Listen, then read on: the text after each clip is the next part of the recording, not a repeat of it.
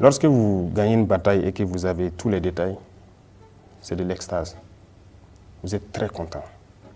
Et ça vous motive à aller demain, à repartir à l'offensive. Ça, c'est très important.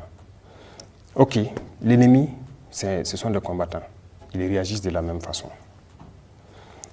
Aujourd'hui, il est très difficile pour eux de venir mener des batailles contre nous et investir les lieux. La plupart du temps, dès qu'ils viennent, ils tirent, ils ramassent leur corps et ils fuient parce qu'ils ne veulent pas rester que les vecteurs aériens viennent les trouver sur place. Ça veut dire qu'ils ne savent pas très souvent qu'est-ce qu'ils ont causé comme dégâts. Lorsqu'on donne à l'ennemi ces informations, ok, vous êtes venu aujourd'hui, vous avez fait tant de dégâts, ça l'encourage à revenir et à reprendre. Et vous savez bien que même ceux-là qui ont créé la liberté d'expression dans leur guerre, il y a des moments où on ne communique pas sur certaines choses. Mais il faut reconnaître aussi que quand même les médias ont beaucoup aidé à améliorer les conditions des soldats sur le terrain. Parce que si ça ne se savait pas, beaucoup de choses, vous êtes président aujourd'hui, peut-être qu'il y a des choses qui se passent sur le terrain dont vous n'avez pas connaissance, et les médias peuvent être là pour critiquer, pour que ça puisse changer dans le bon sens. On préfère que si vous avez une information qui concerne les soldats sur le terrain, que vous puissiez écrire et venir. Venir à quel niveau? La direction du protocole est là. Oui. Vous prenez contact. Votre porte est ouverte à tout le monde, sans problème. À tout le monde. Il y a beaucoup de... Moi, j'ai reçu des journalistes ici, même de Omega. La porte est ouverte. Tant qu'on a le temps, on a la capacité. Ce n'est pas qu'on est contre quelqu'un ou quelque chose, non. Tant qu'on a le temps, on reçoit tout le monde. Si on n'a pas le temps, on vous dit de déposer vos propositions au niveau de la direction. Voilà. Il y a certains à qui on a dit d'écrire leurs propositions et puis venir déposer. S'il y a des choses qui ne vont pas, vous dites, en quoi est-ce que vous partez dire ça, c'est quoi l'objectif? Non. Donc, si les gens ne savent pas, s'il y a des propositions concrètes et ou bien il y a des constatations sur le terrain qui concernent la vie des soldats, il ne faut pas exposer ça à l'ennemi. Venez, vous écrivez, vous venez. S'il y a le temps même, on vous reçoit en même temps. Vous exposez la situation et on vérifie. Donc, vous n'avez aucun problème avec les médias burkinabés? Aucun. Excellence, il y a aussi la réquisition. C'est un nouveau mot qui est rentré dans le quotidien des Burkinabés, tant il est perçu comme une épée de Damoclès qui plane au-dessus de la tête des citoyens. Alors, certains estiment que donc la réquisition est désormais brandie comme une arme de dissuasion. De toute façon, c'est réglementaire, non? La mobilisation générale, la mise en garde, c'est réglementaire. C'est ça? C'est vous qui dites c'est l'état de droit. C'est l'état de droit, c'est réglementaire. Lorsqu'on est en guerre, on peut prendre certaines dispositions. On peut réquisitionner tout le monde. Récemment, on a un anesthésiste réanimateur qu'on a pris, on l'a vu en tenue avec une arme. Est-ce que c'est son rôle d'aller faire la guerre à la place des militaires, par exemple?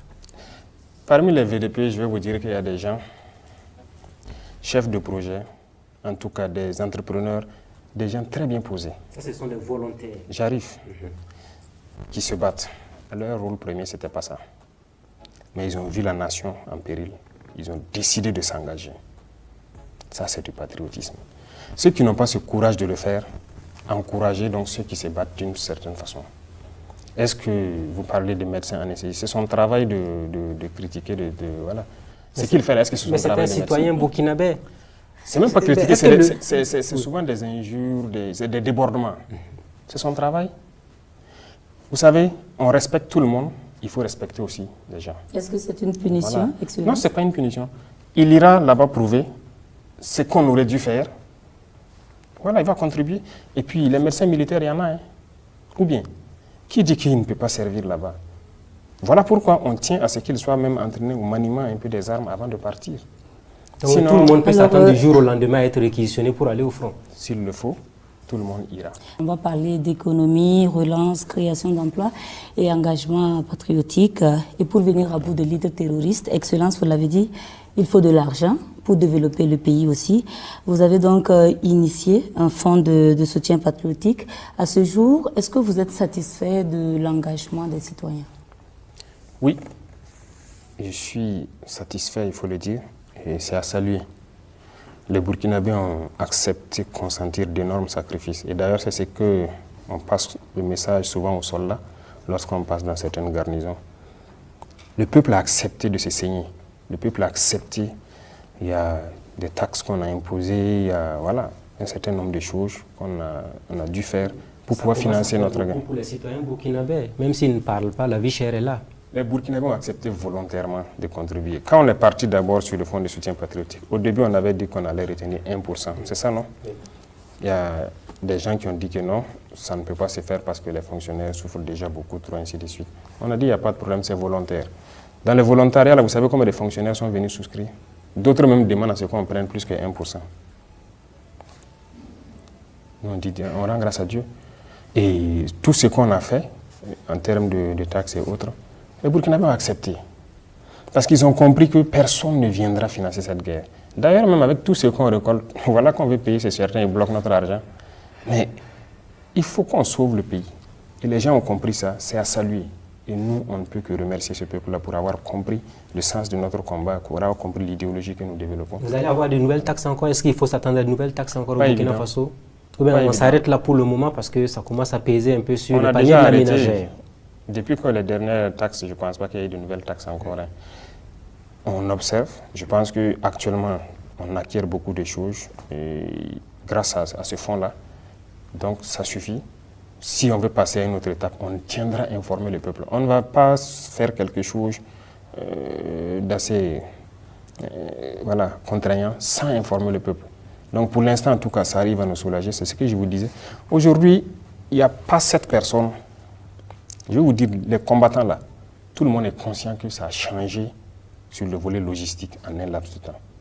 Que ce soit l'armée de terre, que ce soit les différents combats, la gendarmerie, la police municipale, les eaux et forêts, les GSP. Tous ceux qui n'avaient pas d'armes ont des armes aujourd'hui. Ce sont des corps déjà constitués. Ce sont des corps constitués et qui, quand on prend le cas de la police, pendant longtemps, nous on a suivi toute la guerre là. Les armes qu'on appelle les PKMS et autres. Ils ont réclamé ça pendant longtemps. On n'a pas donné. Nous, on a décidé, par exemple, de les doter. On les a dit de se constituer en unité, on va les doter. On les a dotés plus que ça. Mais ils sont sur le terrain, ils le prouvent. On a eu raison. Ça crée de la sécurité dans plusieurs zones qu'ils ont occupées et qu'ils sécurisent. Les eaux et forêts, ils étaient aussi dans leur forêt. On a été interpellés plusieurs fois depuis certains mois, d'autres étaient à 7, à 14, ils ont dit qu'ils ont 2 Kalachnikovs. Aujourd'hui, ils sont tous équipés, ils rentrent en bourse avec les BDP, ils sont contents. Ça fait quoi? Ça fait plus de sécurité pour les citoyens. Voilà, ça c'est important, parce que lorsque quelqu'un est en tenue dans une zone assez turbulente et qu'il n'a pas le minimum pour se garder lui-même, c'est compliqué. Donc voilà pourquoi on a assez misé sur ça, les équipements, et même la logistique, les moyens roulants et tout. Vraiment, tout ça, c'est au compte du peuple. Certains estiment également qu'on ne part pas chercher l'argent là où on peut en trouver suffisamment, notamment dans les dossiers de crimes économiques, et aussi au niveau de certains travailleurs qui semblent plus nantis que le commun des travailleurs. On ira chercher où il faut. Concernant les crimes économiques, moi, je vous dis de repartir. Ceux qui font les unités d'investigation, repartir voir la justice pour qu'ils sortent les dossiers et qu'ils jugent. Et la dette intérieure, parce qu'il y a beaucoup d'entreprises aujourd'hui qui souhaitent qu'on paye la dette intérieure et relancer l'économie. Ça a commencé, je pense qu'il n'y a pas trop de retard. Voilà, le Trésor règle ça, en tout cas au fur et à mesure. Je suis ça. Voilà, c'est vrai, on avait mis un frein à un moment donné parce qu'il fallait vraiment s'équiper. Vous ne savez pas ce qu'on a vécu pendant un temps donné, mais bon, c'est assez compliqué. Quand vous recrutez, par exemple, on a lancé pour les VDP, on fait rentrer 5000 VDP et vous vérifiez pour voir si on peut les équiper tous et vous vous rendez compte qu'il n'y a rien. Qu'est-ce que vous faites? On va les former, les laisser sortir, on va les tuer. Parce que s'ils repartent chez eux, on va les tuer. Il fallait les équiper en urgence. Donc ça fait qu'on a dû bloquer un peu certaines factures au niveau des entreprises pour payer de l'équipement en attendant de mettre en place le fonds.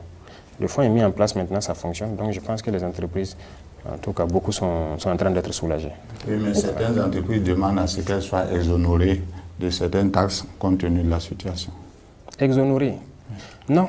D'abord, même les taxes que nous on a instituées, la plupart, quand ce soit la boisson ou autre, la téléphonie, ce n'est pas les entreprises, hein. C'est les citoyens qui payent. Pour l'instant, on n'a pas touché une entreprise proprement dite. C'est les citoyens qui payent. Lorsqu'on a augmenté le prix de la boisson, c'est augmenté chez vous aussi, non? Bien sûr. Vous avez mis également en place l'actionnariat populaire en appelant à l'engagement de tous. Et récemment, vous étiez à Bobo pour la pose de la première pierre d'une usine de transformation de la tomate. Peut-on en déduire que l'initiative se porte bien? Oui, une fois de plus encore, moi je dis, on rend grâce à Dieu que les gens aient compris l'esprit qui est derrière cette idéologie-là. Les dévanciers ont parlé beaucoup de ça, d'autres ont voulu initier, mais c'est un système qui a été combattu. Pourtant, c'est un système qui marche. Nous, ça nous fait mal de voir aujourd'hui. Vous êtes déjà allé sur un site d'orpaillage, voir dans quelles conditions les jeunes Burkinabés travaillent. Le courage qu'ils ont de faire ça. Par exemple, on veut semi-mécaniser ça un peu, pour qu'au moins, ils puissent soustraire le maximum de leur labeur et que ça puisse aller de façon un peu plus mécanique. Ça fait partie des missions de l'APEC. Tout ce qu'on produit ici, vous êtes d'accord qu'on produit tout ce... Quand on prend les produits de première nécessité, l'huile, le lait, comment je vais dire, même ces pâtes de tomates,